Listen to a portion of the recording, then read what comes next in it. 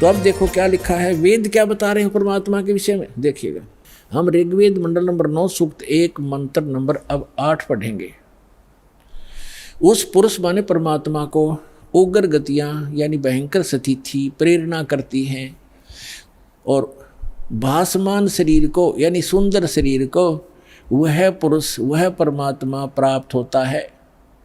और किस प्रकार होता है, अब यहाँ लिखा है कि जिसमें उस शरीर वो परमात्मा 3 प्रकार से दूसरों का वारण यानी कल्याण करने के लिए मधुमेह शरीर मिलता है उस परमात्मा को। वो परमात्मा ये समझो 3 प्रकार दूसरों का पालन करने के लिए, धारण पोषण करने के लिए, कल्याण करने के लिए 3 प्रकार क्या शरीर धारण करते हैं। 3 प्रकार से, एक प्रकार का तो आपको बता दिया कि परमात्मा ऊपर रहते हैं, वहाँ उनके शरीर की शोभा मनुष्य सदृश है, राजा के समान दिखाई देते हैं, सिर पे मुकुट है, छत्र है और तख्त पर बैठे हैं सिंहासन पर। और उनके एक रोमकूप में करोड़ सूर्य करोड़ चंद्रमा मिला दे ऐसी रोशनी है उस परमात्मा के एक रोमकूप की। बाकी शरीर की कितनी होगी अंदाजा लगाया जा सकता है। और फिर वो परमात्मा दूसरी स्थिति में जब आता है, एक नवजात शिशु का रूप धारण करता है, तो दूसरी स्थिति बताई जा रही है। देखिएगा, ऋग्वेद मंडल नंबर 9 सूक्त 1 मंत्र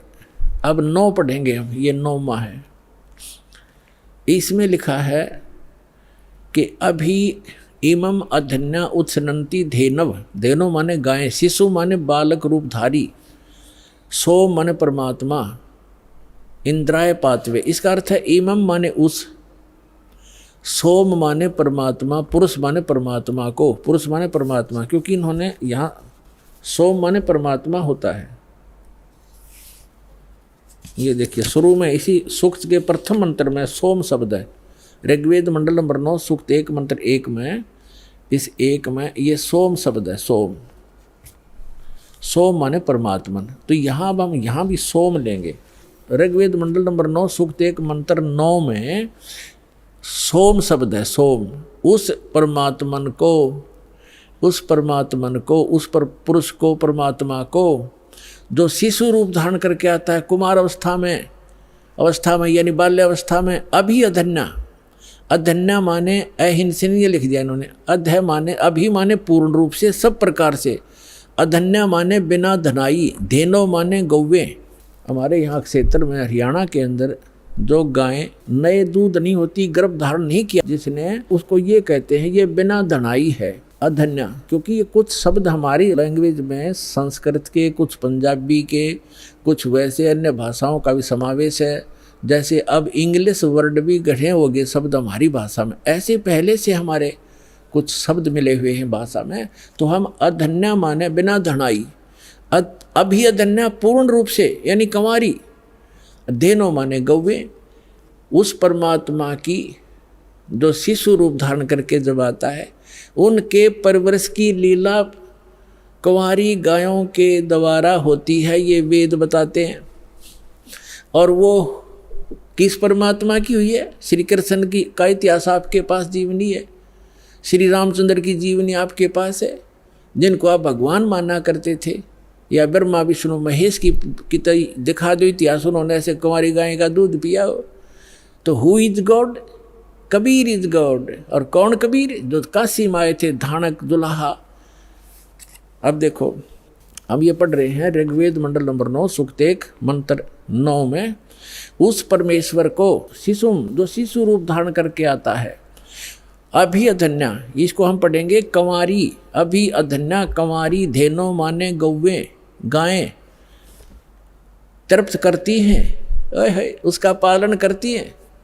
पालन की लीला कंवारी गायों के द्वारा होती है। और ये किस परमात्मा की हुई? कबीर गौड की। आपको कबीर सागर से प्रमाणित कर दिया था। और जिन महापुरुषों ने परमात्मा मिले और सचखंड लेकर गए, जिनको परमात्मा मिला, उनमें कौन कौन है? आदरणीय धर्मदास साहिब जी, आदरणीय मुलुकदास साहिब जी, आदरणीय नानक साहिब जी, आदरणीय दादू साहिब जी, आदरणीय गरीबदास साहिब जी, गांव छुरानी जिला झज्जर हरियाणा वाले, आदरणीय श्री गीसा दास साहिब जी, गांव खेखड़ा, जिला मेरठ, उत्तर प्रदेश वाले। और आदरणीय स्वामी रामानंद जी जो ब्राह्मण थे, 104 वर्ष के हो गए थे, परमात्मा उसमें 5 वर्ष के थे। 99 वर्ष की एज के अंदर डिफरेंस था। कबीर साहब 4 वर्ष की लीला में शरीर में थे जब शिशु रूप धारण करके प्रकट हुए थे, और 104 वर्ष के उस विद्वान पुरुष के छक्के छुड़ा दिए परमात्मा ने ज्ञान के अंदर। तब उसने कहा था कि मैं जब मानूंगा, मैं अंदर समाधि लगाता हूँ, मैं समाधि में आपके दर्शन कर लूँ। तो परमात्मा ने समाधि लगवाई उसकी, फिर लेके गए ऊपर सचखंड में। वो वहाँ देखा वास्तविक एक काल ने धोखा देने के लिए यहाँ पर स्वर्ग बना रखे और यहाँ की 4 मुक्तियाँ बता रखी हैं। चारों मुक्ति का भी समय सीमित है। ब्रह्मलोक में गए हुए प्राणी भी वापस जन्म मृत्यु में आते हैं और केवल उस अमरलोक में शाश्वत स्थान में गए हुए प्राणी फिर कभी लौट कर संसार में नहीं आते। तो उसकी नकल करवा रखी इस काल ने। नकली सतलोक, अलखलोक, अगम और अकैलोक, अनामी लोक तक की रचना ब्रह्मलोक में करवा रखी है इसने, ताकि ये जीव भ्रमित होकर मेरे जाल में फंसे रहें। अब समर्थ आते हैं, उनका ज्ञान समर्थ होता है, उनका काम भी समर्थ होता है, उनकी हर गति समर्थ होती है। तो उस परमात्मा का ज्ञान अनमोल है, उसमें कोई त्रुटि नहीं है, और उनकी जो भक्ति विधि वो भी कंप्लीट है। और साधक भी यदि श्रद्धा से करेगा तो वो भी पूर्ण लाभ प्राप्त कर सकता है।